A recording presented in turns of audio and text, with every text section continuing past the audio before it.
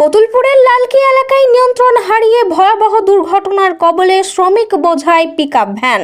বাঁকুড়ার ইন্দাস ব্লক থেকে কতুলপুর ব্লকে লেবারের কাজ করতে এসে বাড়ি ফেরার পথে পিকআপ ভ্যান পাল্টি খেয়ে আহত 20 থেকে 25 জন। স্থানীয় মানুষজন ও কতুলপুর থানার পুলিশের চেষ্টায় আহত ব্যক্তিদের উদ্ধার করে নিয়ে আসা হয়েছে কতুলপুর গ্রামীণ হাসপাতালে।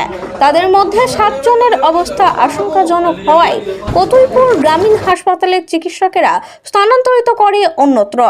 জানা যায়, প্রতিদিনই ইন্দাস ব্লকের কলিসুন্ডা গ্রাম থেকে মাঠে আলু কুড়ানোর কাজে কতুলপুর ব্লকে এসেছিলেন।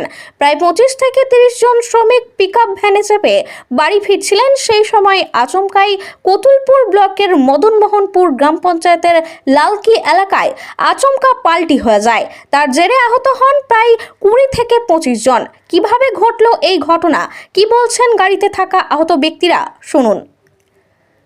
কতুলপুর থেকে বলরাম চক্রবর্তীর রিপোর্ট, RLM নিউজ। আলু তোলার কাজে যাচ্ছিল। কুড়াতে এসেছিলেন? হ্যাঁ, কুড়াতে গিয়েছিলাম।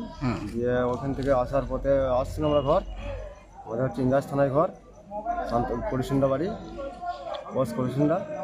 টিয়ারিং না বিয়ারিং কেটে গেছে, দিয়ে ওই লালকির এখানটা সে মাটি দিয়ে রাস্তা করেছে না, রাস্তার খাদেতে পাল্টি খেয়ে। কতজন ছিলেন আমরা গাড়িতে? ছিল 28-29 জন ছিল। কি গাড়ি ছিল ওটা? ওটা বুড়ো পিকআপ গাড়ি ছিল। কি ছিলেন গাড়িতে আমরা ছিল 28 জন।